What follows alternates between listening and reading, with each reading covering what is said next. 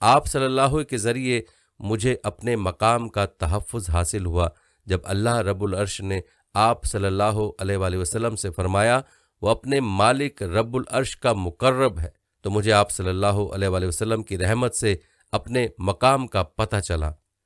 پیارے دوستو، ہم آپ کو مزید روایات بھی بتائیں گے جو حضرت جبرائیل علیہ السلام کی شان، اوصاف اور فضیلت کے حوالے سے احادیث میں بیان ہوئی، لیکن یہاں تذکرہ کرتے ہیں حضرت جبرائیل علیہ السلام اور حضور نبی کریم صلی اللہ علیہ وآلہ وسلم کی آخری ملاقات کا۔ دوستو، روایات میں آتا ہے کہ ایک دن حضور علیہ الصلاۃ والسلام صحابہ کرام رضی اللہ تعالیٰ عنہ کے درمیان موجود تھے اور آپ صلی اللہ علیہ وآلہ وسلم مکمل صحت مند تھے۔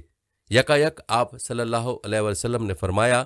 اللہ نے اپنے ایک غلام کو یہ چننے کی سعادت بخشی کہ وہ اس دنیا کی نعمتوں اور آخرت کی زندگی میں سے جو چاہے چن لے، اور اس غلام نے آخرت کی زندگی اور نعمتوں کو چن لیا جو اللہ کے پاس ہیں۔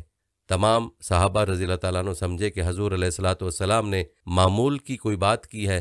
لیکن حضرت ابو بکر رضی اللہ تعالیٰ عنہ یہ بات سن کر پھوٹ پھوٹ کر رو پڑے، کیونکہ وہ جان گئے تھے کہ حضور علیہ الصلاۃ والسلام کی وفات کا وقت قریب آ پہنچا ہے، اور حضور علیہ الصلاۃ والسلام نے اپنے بارے میں ہی بات کی ہے۔ اس واقعے کے بعد سے حضور علیہ الصلاۃ والسلام کی طبیعت خراب ہوتی گئی، بخار بڑھتا گیا، اور حضور سرور کونین صلی اللہ علیہ وآلہ وسلم کو چلنے پھرنے میں دشواری محسوس ہونے لگی۔ آپ صلی اللہ علیہ وآلہ وسلم اپنے حجرے سے بہت کم باہر آتے، نماز کے لیے کھڑا ہونا اور عبادت گزاری مشکل ہو گئی۔ گھر والے جان گئے کہ آپ صلی اللہ علیہ وآلہ وسلم کی دنیا سے رخصتی کا وقت قریب آ پہنچا ہے۔ ام المومنین حضرت عائشہ رضی اللہ تعالیٰ عنہ ہی حضور علیہ الصلاۃ والسلام کو سہارا دے کر بٹھاتی اور چلاتی پھراتی تھیں۔ ایک دن حضور علیہ الصلاۃ والسلام کی نگاہ مبارک حضرت عبد الرحمن ابن ابی بکر رضی اللہ تعالیٰ عنہ کی جیب میں موجود مسواک پر پڑی۔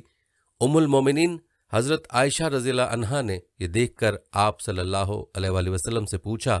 کہ کیا آپ کو مسواک چاہیے؟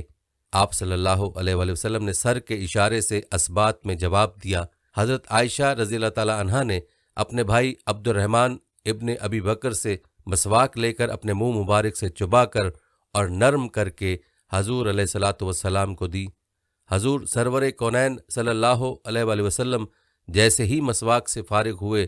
ام المومنین حضرت عائشہ رضی اللہ تعالیٰ عنہا کی روایت کے مطابق جبرائیل علیہ السلام دروازے سے اندر داخل ہوئے۔ حضرت عائشہ رضی اللہ تعالیٰ عنہا فرماتی ہیں، میں نے جیسے ہی حضور علیہ الصلاۃ والسلام کے چہرے پر نگاہ کی تو دیکھا کہ حضور علیہ الصلاۃ والسلام کا چہرہ مبارک جبرائیل علیہ السلام کو دیکھ کر خوشی سے چمک اٹھا تھا اور چہرے پر بھرپور مسکراہٹ تھی۔ جبرائیل علیہ السلام نے آپ